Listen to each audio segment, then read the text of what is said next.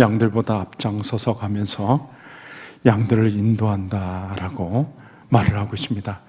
예수님이 우리의 목자가 되신다고 하는 사실, 그리고 우리를 앞장서서 인도하신다고 하는 사실이 우리에게 있어서는 얼마나 감사한 일인지 알 수가 없습니다.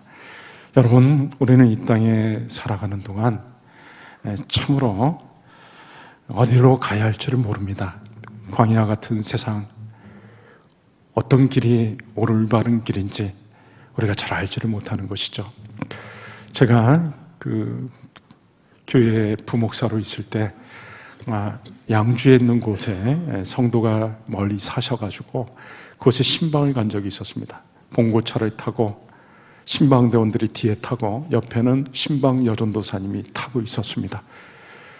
한참 가다가 광야 벌판으로, 가을녘의 벌판이었는데 그때 당시에는 내비게이션도 없었고 거의 벌판이다 보니까 이정표도 없고 길은 이 길 저 길 샛길들이, 조그만 길들이 여러 개가 있는데 도대체 어디로 가야 할지를, 길들이 여러 개가 있는데 방향을 알 수가 없고, 그래서 머뭇거리고 있는데 이 신방 여전도사님이 저에게 손가락으로 이 새길로 가라, 저 새길로 가라, 이 새길 저 새길 막 이러는 거예요.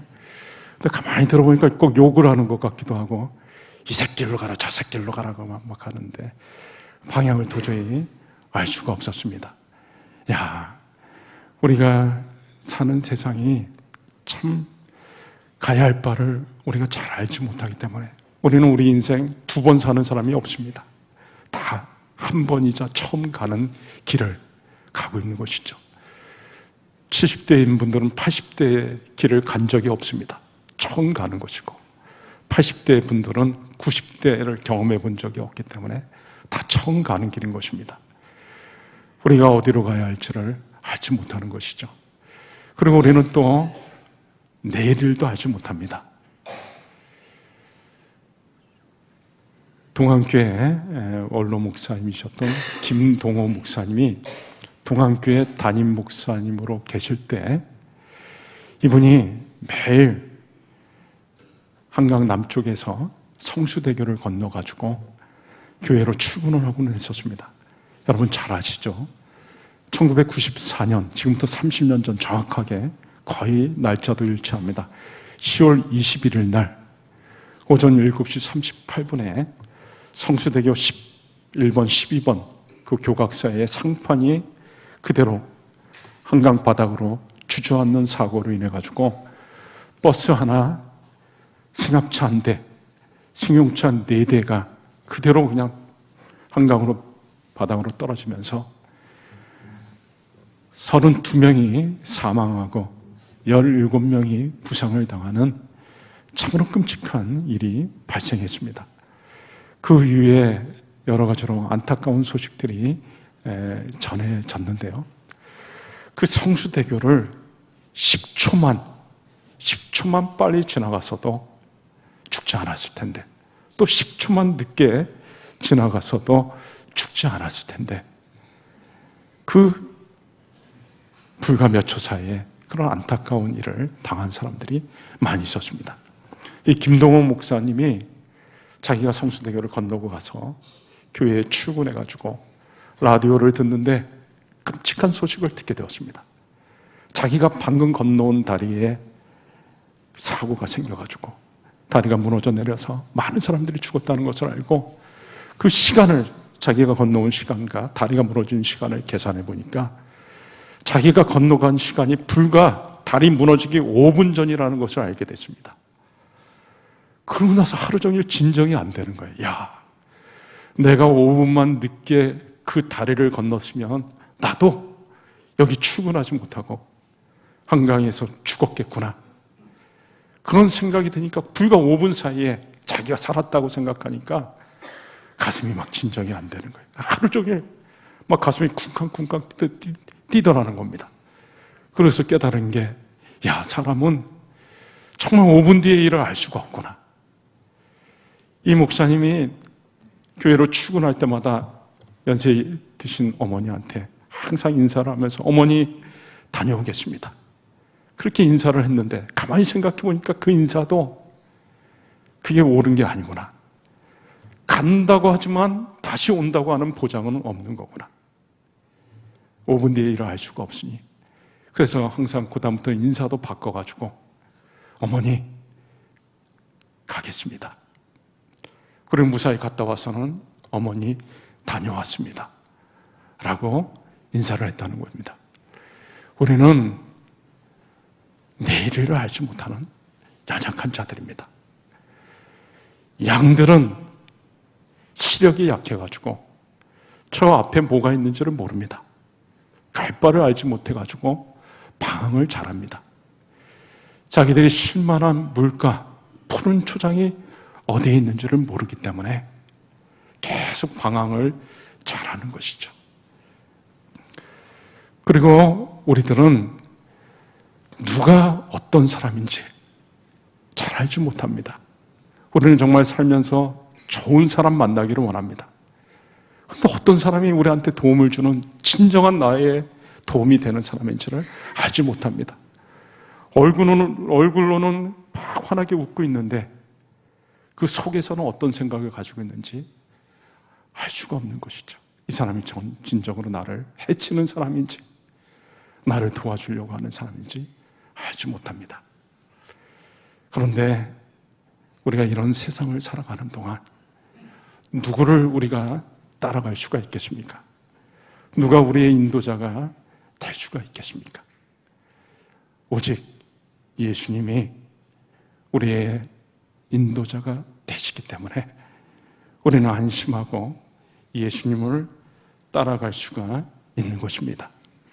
예수님이 우리의 참 목자가 되시기 때문에 우리는 예수님만을 따라가면 길 잃어버릴 염려가 없는 것입니다.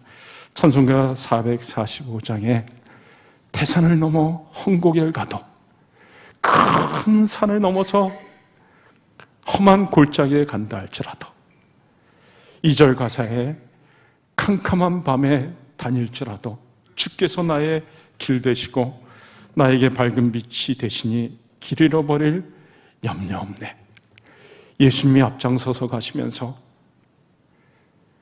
갈 바를 알지 못하는 우리를 잘 이끌어 주시기 때문에 우리는 예수님을 따라가면 길 잃어버릴 염려가 전혀 없는 것입니다. 예수님은 우리를 또한 참 쉼과 안식으로 인도해 주십니다. 목자는 양들을 쉴만한 물가로 인도해 주시죠. 예수님은 우리가 이 땅에 살아가는 동안 정말 쉼과 안식이 필요하다는 것을 너무나 잘 알고 계십니다. 그래서 사람들에게 수고하고 무거운 짐진 자들아 다 내게로 와라. 다 내게로 오라. 내가 너희를 쉬게 해주겠다. 참된 쉼과 안식으로 초청하고 있는 것이죠. 예수님께서는 많은 병자들을 고쳐주셨는데 보면은 예수님이 안식일 날 많은 병자들을 고친 것을 알 수가 있습니다. 그 안식일 날 병 고치는 것을 유대인들이 바리새인들이 그렇게 싫어해가지고 예수님을 계속해서 공격하는데도 불구하고 예수님은 안식일 날 병든 사람이 있으면은 그 병든 사람을 꼭 고쳐주셨습니다. 왜 예수님이 안식일에 병든 자를 고쳐주셨을까요? 예수님이 참된 안식의 의미를 가르쳐주고 있는 것이죠. 평생 몸이 불편해가지고 구부러져 있는 사람, 손 마른 사람, 손을 펴보지 못해가지고 고통 가운데 있던 사람을 안식일 날 손을 펴줘가지고 그 사람이 참 자유를 누릴 수 있게 해준 것, 그것이야말로 진정한 안식인 거죠. 38년 동안 병으로 누워있으면서 고통 가운데 있던 사람을 일으켜가지고 자유롭게 움직일 수 있게 해주는 것, 그것이 참된 안식이 아니겠습니까? 예수님이 맹인을 고쳐주신 것도 안식일이었는데 평생 태어나서 보지 못했던 사람의 눈을 고쳐주셔가지고 자유를 주시고 참된 안식으로 이끌어 주신 것입니다. 예수님은 우리를 신과 참된 안식으로 이끌어 주시는 분이시죠. 때로는 예수님은 우리를 연단을 통해 가지고 더 풍성한 곳으로 인도해 주십니다. 목자는 양들을 때로 골짜기로 이끌기도 합니다. 골짜기라고 하는 것은 물이 있고 그러다 보니까 거기에 많은 동물들이 모입니다. 근데 시편 23편의 골짜기를 사망의 음침한 골짜기로 다닐지라도 이렇게 표현을 했죠. 사망의 음침한 골짜기. 왜 골짜기가 사망의 음침한 골짜기가 되는가 하면은 골짜기에는 햇빛이 잘 들어오지는 않습니다. 그리고 기후가 너무 뜨겁다 보니까 양들뿐만 아니라 온갖 맹수들도 골짜기에 와서 휴식을 취하는 것입니다. 더위를 피해가지고 그곳에 있는 것이죠. 양들이 지나갈 때 맹수들이 공격할 수가 있습니다. 그 골짜기에는 비가 막 쏟아지기 시작하면은 갑자기 막 불어나가지고 홍수가 되기도 합니다. 그리고 또 골짜기에 바람이 막 불어 닥치면은 양들이 연약해가지고 넘어지기도 하고 떨어지기도 하고 그런 것이죠. 그래서 그 골짜기를 사망의 음침한 골짜기로 표현하기도 한 것입니다. 근데 목자는 양들을 골짜기로, 사망의 음침한 골짜기로 이끌기도 하는 것입니다. 왜 그런가 하면 그 골짜기가 지나면 더 높은 곳에 푸른 초장이 있기 때문에 목자는 의도적으로 양들을 사망의 음침한 골짜기 같은 곳을 지나기도 하는 것이죠. 하나님은 우리의 목자가 되어 주셔가지고 우리를 때로는 그 사망의 음침한 골짜기로 이끌어가지고 우리로 하여금 연단을 통해가지고 더 귀한 자리로 더 풍성한 곳으로 우리를 이끌어 가십니다. 다윗이 사울에게 쫓겨가지고 광야에서 계속해서 생활을 했습니다. 광야를 전전긍긍하면서 고생을 한 것이죠. 그는 비참할 대로 비참해졌습니다. 자기 자신을 죽은 개, 벼룩 이렇게 표현을 했습니다. 자기 신세가 너무 불쌍해가지고 죽은 개, 자기는 벼룩 같다 그렇게 한 거죠. 그런데 이 다윗이 그 연단, 그 광야에서 고난을 통해 가지고 다윗은 훌륭한 임금이 될 수가 있었습니다. 그래서 나중에 고난당한 것이 내게 유익이라. 하나님이 다윗을 훌륭한 왕으로 삼으시려고 다윗에게 연단, 광야, 학교를 가게 하신 것이죠. 이 광야라고 하는 것은 하나님이 사람을 훈련시키는 아주 훌륭한 학교인 것입니다. 이 광야 학교를 지난 사람과 지나지 않은 사람은 큰 차이가 있습니다. 다윗과 사울을 비교해 보면 사울은 얼마 안 가가지고 하나님 앞에 버림받았습니다. 다윗은 끝까지 하나님 앞에 귀하게 쓰임받았죠. 두 사람의 차이점을 보면 다윗은 광야학교 졸업생입니다. 사울은 그런 일이 별로 없었습니다. 쉽게 왕이 돼가지고 또 쉽게 하나님을 떠나고 하나님께 버림받았죠. 다윗은 광야에서 지내는 동안 눈물로 기도하며 그 고통 가운데 하나님의 말씀을 따라가는 고난당한 것이 내게 유익이라 이로 인하여 내가 주의 율례를 배우게 되었나이다. 너무 고통스러워서 다윗이 붙잡을 것은 하나님의 말씀밖에 없었습니다. 그래서 그는 눈물을 흘리며 하나님의 말씀을 붙잡고 하나님 앞에 기도하면서 그 어려움들을 이겨나갔던 것이죠. 그래서 고난당한 것이 내게 유익이라. 그 고난을 통하여서 다윗은 훌륭한 왕이 될 수가 있었던 것입니다. 하나님은 저와 여러분의 목자가 되셔서 때로는 우리를 기가 막힐 웅덩이와 수렁 속에 빠뜨리기도 하는 것입니다. 기가 막힐 웅덩이와 수렁에 빠져가지고 고통을 겪죠. 그런데 나중에 보면 그것이 나를 정금과 같은 신앙으로, 존귀한 신앙인으로 만드는 하나님의 연단의 과정이었다라는 것을 깨닫게 되는 것입니다. 욥은 불같은 시험을 당하고 나서 그 고통 가운데서 하나님을 바라봅니다. 내가 지금 이렇게 큰 연단을 당하지만 이 연단이 끝난 다음에는, 욥기 23장 10절 말씀에는 내가 가는 길을 그가 아시나니 그가 나를 단련하신 후에는 내가 순금같이 되어 나으리라. 지금 내가 이렇게 고난당하는 걸 난 이해할 수가 없다. 난 특별히 하나님 앞에 죄 지은 것도 없고 잘못한 것도 없는데 내가 이렇게 큰 고통을 당하는 것, 고난을 당하는 것을 나는 이해할 수가 없지만, 그러나 분명한 것은 내가 단련된 다음에는 순금과 같이 내가 변할 것이다. 하나님이 나를 단련하신 후에는 내가 순금 같은 신앙으로 바뀌게 될 것이다. 그걸 지금 바라보고 있는 것이죠.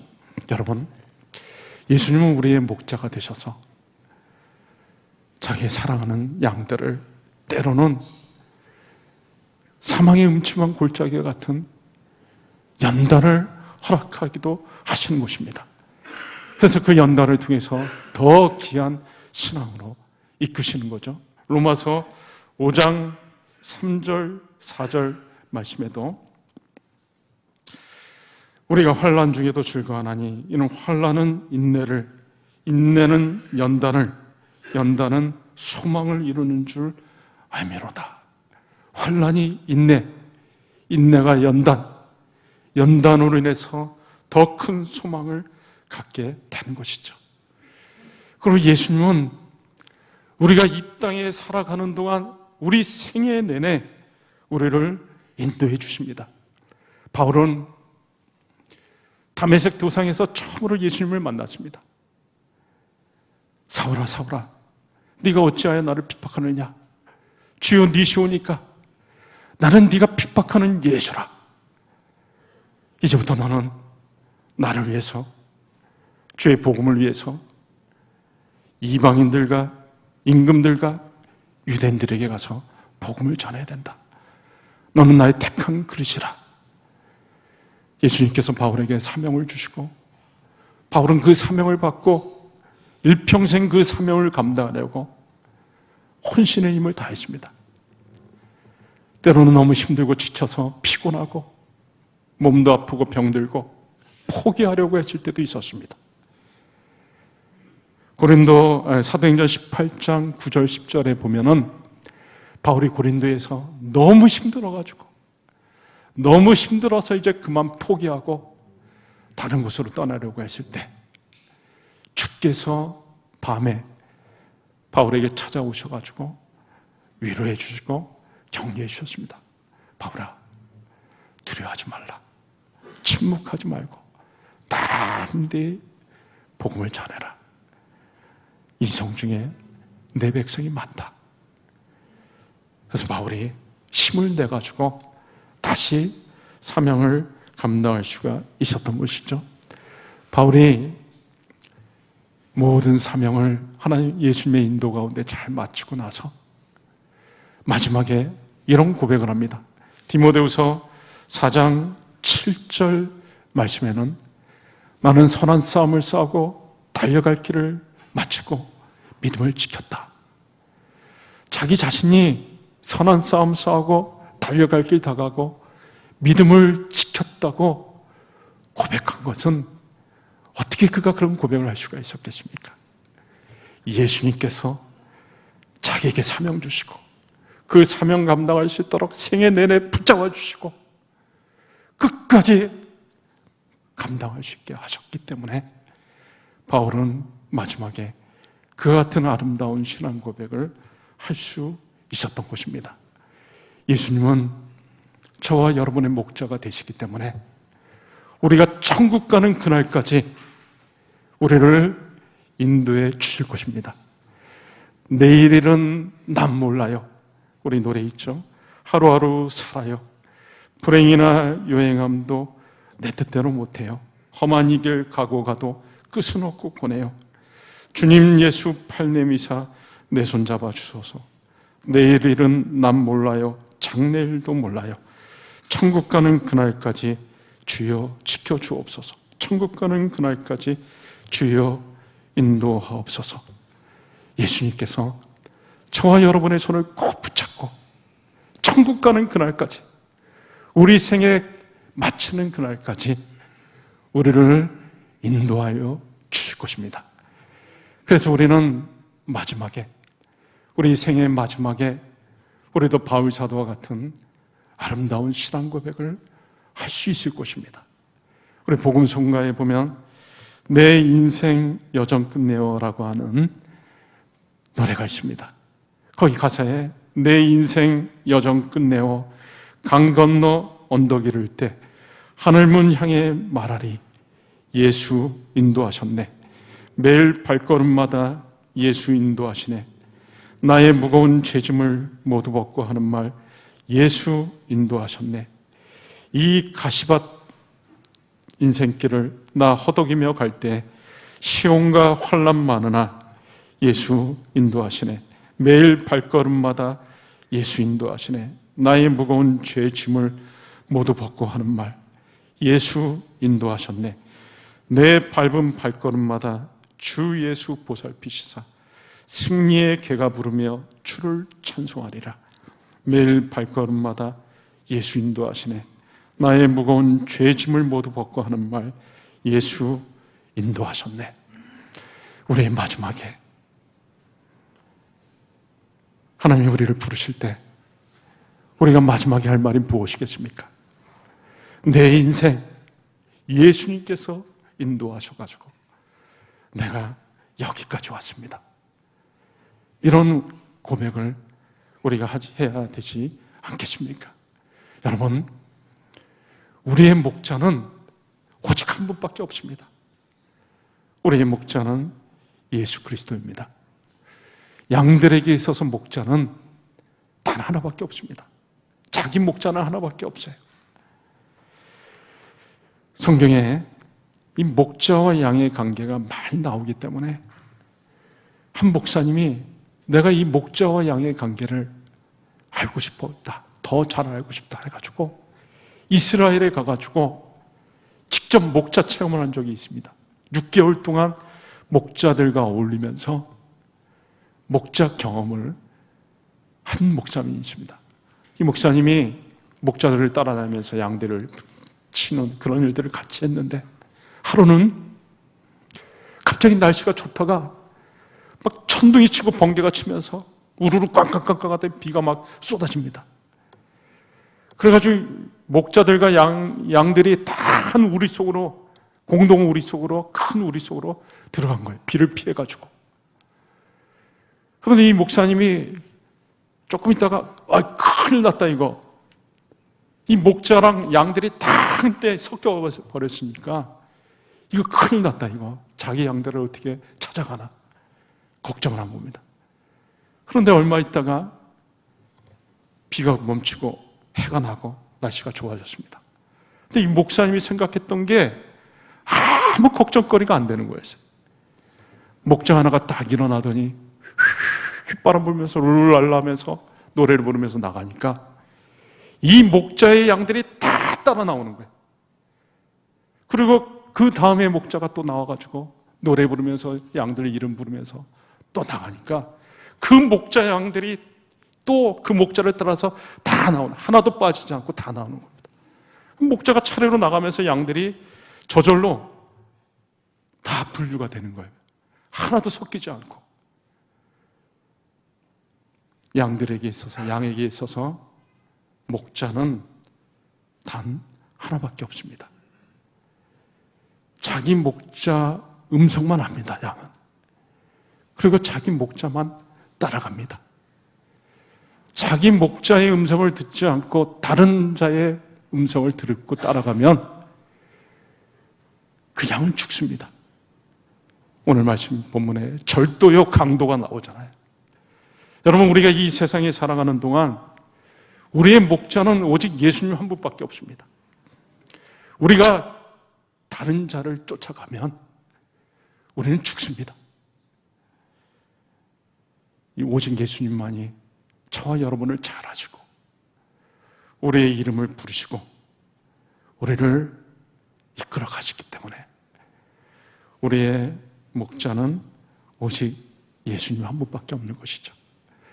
그래서 우리가 이 땅에 살아가는 동안 우리는 오직 예수님 한 분만을 따라가야 되는 것입니다.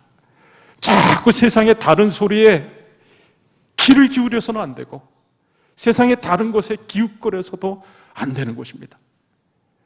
오직 목자 되신 예수님 따라가고 예수님의 음성만 따라가야 되는 것이죠. 시편 23편 1절에 여호와는 나의 목자시니 내가 부족함이 없으리로다. 다윗이 아름다운 고백을 했습니다. 그런데 이 고백은요, 결단의 고백이기도 한 것입니다. 다윗은 자기가 목자 일을 했었기 때문에 목자와 양의 관계를 잘 압니다. 양들에게 있어서 목자는 단 하나밖에 없다는 것을 잘 알고 있습니다. 다윗이 여호와는 나의 목자시니 라고 한 것은 내게 부족함이 없다.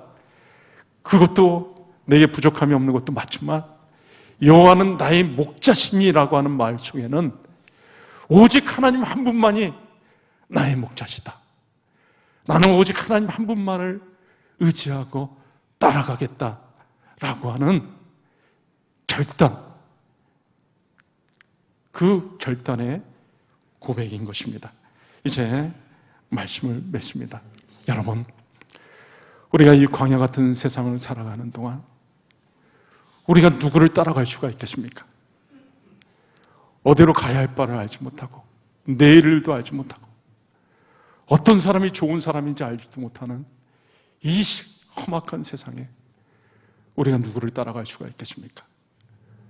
오직 예수님만이 저와 여러분의 목자가 되시기 때문에 우리는 아무것도 걱정할 것도 없고 우리의 목자 되신 예수님만을 따라가면 되는 것입니다. 다른 것에 귀 기울이지 말고 오직 우리의 목자 되신 예수님만을 따라가고 예수님의 음성에만 귀를 기울이는 저와 여러분들이 다 되실 수 있기를 주의 이름으로 축원합니다. 이 시간에 우리 같이 말씀 붙잡고 한 2, 3분 정도 같이 간절히 기도하도록 하겠습니다. 광야 같은 세상, 참으로 연약한 우리가 누구를 따라갈 수가 있겠습니까? 우리의 목자 되신 예수님만을 따라갈 뿐입니다. 하나님, 이 땅에 살아가는 동안 우리의 목자 되신 예수님만 따라가겠습니다. 예수님의 음성만 듣겠습니다. 우리 같이 기도하겠습니다.